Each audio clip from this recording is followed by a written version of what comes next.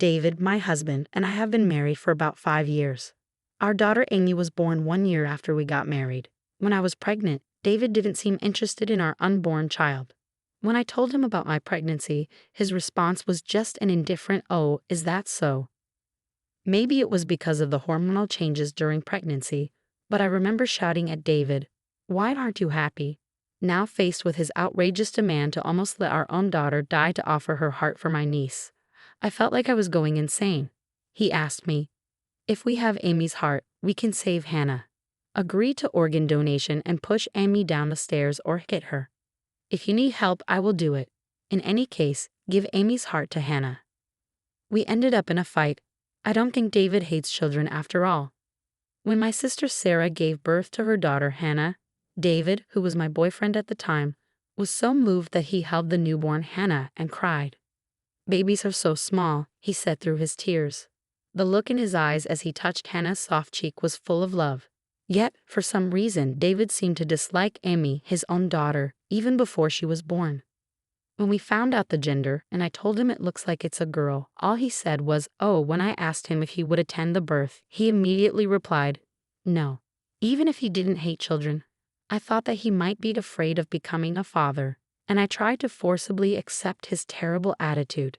Then Amy was born safely. She was so lovely at first sight, and her tiny hand grasping my finger was too adorable. But David had no interest in Amy. When Sarah came to see the baby with Hannah, who was 2 years older than Amy, David was only fond of Hannah. There was always this question: why? Why wouldn't David ever hold Amy? Why did David always look annoyed? When Amy came to him, and I confronted him with these questions, he always answered irritably, "I'm busy with work. I can't afford to spend time on the child." David had a strong ambition to rise, and he seemed eager to get promoted as soon as possible. He actively took on work, and there were days when he would be holed up in his room at home writing business proposals. Perhaps work was the most important thing to David. Still, I had always wished for him to consider his family first. I might be selfish, but I had always wanted him to watch Amy grow up with me. Amy started going to kindergarten and playing with her friends. Lively every day, I felt like I had been raising her all by myself. But I made some mom friends, and my loneliness was somewhat relieved. When I consulted my mom friends about David, one of them, a straightforward and big sisterly woman, bluntly suggested, "Why did we get divorced? Raising a child should be a joint effort between husband and wife. Being busy at work is no excuse at all. And isn't Amy 4 years old? I'm surprised you've put up with this for so long." There are also kids who get hurt more when their parents get divorced as they grow older. So if you're going to make a decision, sooner it's better. I might be sticking my nose in your business, but what she said was very reasonable. I had been considering divorce myself, but I couldn't make up my mind, constantly worrying about whether I could raise Amy on my own or whether it was okay to arbitrarily take away Amy's father from her, even though he was such a bad father. So her words were not unwelcome at all, but rather a relief, giving me a strong push in the back. I decided to talk to David about divorce. That night, after Amy fell asleep, David came to me and asked me to give Amy's heart to our niece Hannah. David had researched organ donation, and it seemed possible for a child to receive a transplant with parental consent. I had only just found out from David, not Hannah's mother Sarah, that Hannah was suffering from a severe heart condition and could not live much longer. "We need to get Amy's heart to Hannah as soon as possible," David said, agitated. "I need a moment," I protested, my voice sounding more like a scream. "What's going on?" "I feel sorry for Hannah, but why does David know about this?" "Because Hannah is my child," David confessed. I was so shocked I couldn't speak. Despite David being right in front of me, leaning on the dining table and holding his head, I couldn't feel him close. "What do you mean?" I managed to ask, my voice shaking. David, unable to hide his irritation, started explaining his desperate situation. It seemed like David had a crush on Sarah, who was a year younger than me. He had once proposed to her, but Sarah chose Kyle, the man she is now married to. Sarah had a reputation for being flirtatious, but it seemed she had restrained herself since meeting Kyle. However, she had apparently been secretly meeting with David quite often. David said Sarah chose Kyle over him because Kyle was a civil servant. David earned less than the average salaried worker, and his salary would hardly increase unless he got promoted. David's strong ambition was to get promoted quickly and take Sarah away from Kyle. Sarah is raising Hannah as Kyle's child, but she promised that if David got promoted and started earning more, she will definitely leave Kyle and come live with me and Hannah. Then why did you marry me? By marrying you, I can stay close to Sarah and naturally have more opportunities to see Hannah. You married me for such a reason. I love David, but he never really saw me. The fact made me miserable and frustrated. To my despair, David added fuel to the fire. Amy isn't my child, is she? David suddenly declared. Amy doesn't look like me at all. She must be the child of some unknown man. Hannah's life is far more important than Amy's. Amy's heart should be given to Hannah. I felt as if something inside me had snapped. I'm not sure whether it was my love for David or my patience that snapped. Anyway, the man in front of me looked like some horrible monster. I swear I haven't cheated. Don't lump me together with people like you. Amy is definitely our child, but you're right, Amy doesn't resemble you. She is not a ruthless, unreasonable person like you. She's very kind, I retorted. David glared at me angrily. But I was no longer afraid. As a mother, I was determined to protect Amy at all costs. I thought it would be dangerous to stay in this house with Amy, so I decided to leave immediately. I woke Amy up, carrying only the bare essentials so as not to alert David, who had started working on the project report he needed for his promotion. Amy, half asleep, asked, "What's going on?" I hugged her tightly and whispered, "Amy, we're saying goodbye to Dad. We're going to Grandpa and Grandma's house. You won't be able to see your kindergarten friends anymore, but can you bear with it?" My desperate voice must have conveyed something to Amy. She nodded in agreement, her voice filled with tension. Holding Amy, I quietly left the house and ran towards the station. I considered taking the car, but thought it would be troublesome if David asked for it back once we got to the train. Amy, tired, fell asleep, but we managed to reach the vicinity of my parents' home close to the last train time.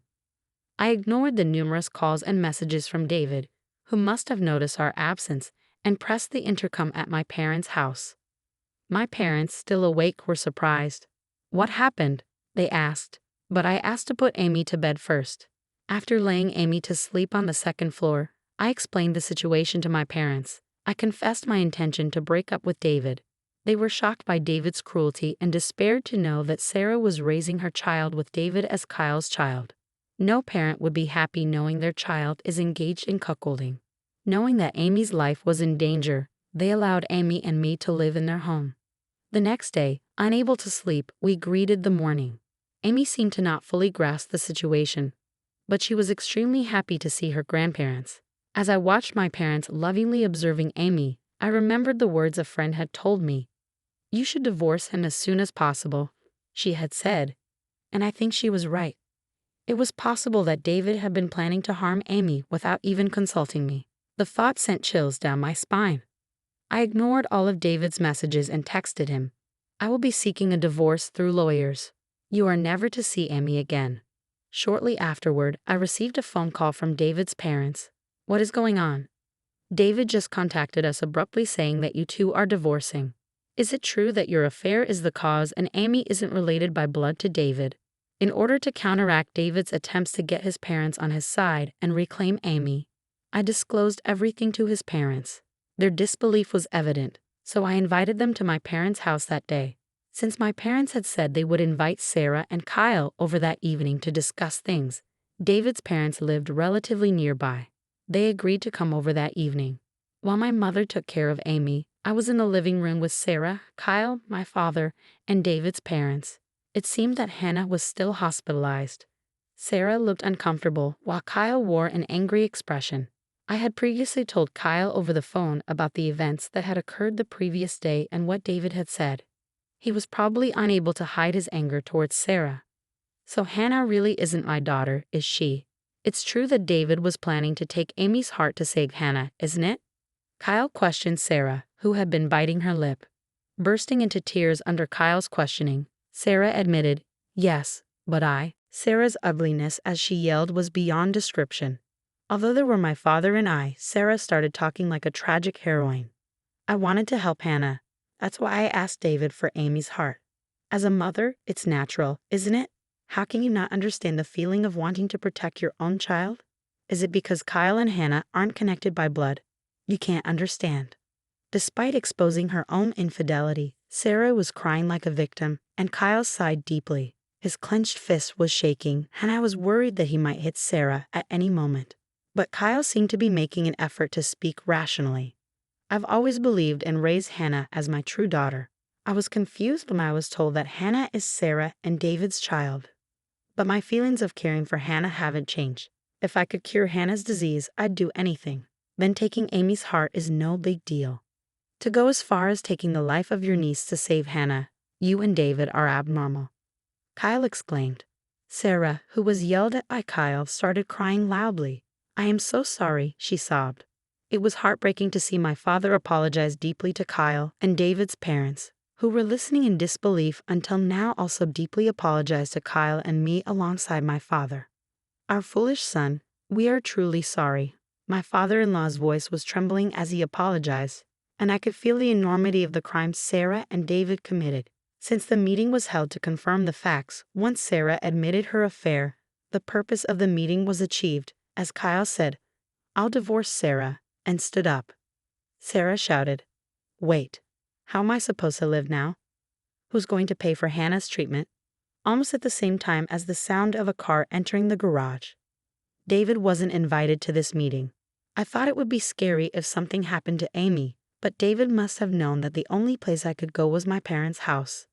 David, who intruded into our house, seemed to realize that all of his wrongdoings had been revealed when he saw his parents apologizing to me and Kyle, and Sarah clinging to Kyle and crying. His face, which was red with anger, turned pale instantly, and even in that situation he asked, Where's Amy? So I stood up and slapped his cheek. Hannah is innocent. I feel sorry for her because she got sick, but I will never forgive you for trying to harm Amy, I said firmly. David, who was holding his slapped cheek, seemed to be surprised by my anger. I thought I was a quiet person. I didn't know such emotions were sleeping inside me. In the heat of my rising anger, I lunged at David. You're the only one who's cuckolded. Amy is undoubtedly our child. You and Sarah are the ones who are messed up for doing the lowest things as humans. Don't think everyone's as messed up as you, I yelled. Thanks to my father telling me to stop in the face of my raging self, I was able to regain some composure. David, who had been yelled at by me, looked at Sarah with a bewildered expression. Sarah, who had been clinging to Kyle's waist, was shaken off by Kyle. David, I'm divorcing Sarah. If you want to marry her, go ahead, but I won't ever give you Hannah. I won't hand her over to fiends like you. Kyle's harsh, low voice, as if uttering a curse, seemed to freeze both Sarah and David in fear. Subsequently, Sarah and David were driven out of their homes and were disowned by their parents through the lawyers. Kyle divorced Sarah and successfully won custody of Hannah. Apparently, Sarah was often out, and most of the caregiving was done by Kyle, who took a long leave from work. I also divorced David through a lawyer. David sent a spiteful text saying, Now I can marry Sarah, but Sarah and David didn't get married. Their parents severed ties with Sarah, but afterwards, Sarah had a mental breakdown and had to be hospitalized. Even though Sarah had been unfaithful, it seemed she cared about Hannah. Not being able to see Hannah broke Sarah's spirit. Kyle scoffed at her, saying she used to complain about how troublesome taking care of her was though. And I felt the same way. Amy and I are living peacefully at my parents' home. At her new daycare, Amy seems to have made new friends, and she's growing up healthy and lively. I still keep in touch with Kyle. According to him, Hannah is due to have a heart transplant operation. When Amy and I went to visit Hannah, she gave us a cute smile and said to Amy, Once the surgery is over, let's play a lot together. Both Kyle and I have been through tough times, but we've now resolved to raise our children responsibly as parents. As two single parents, we promise to support each other. I smiled, imagining the future of Hannah playing with Amy.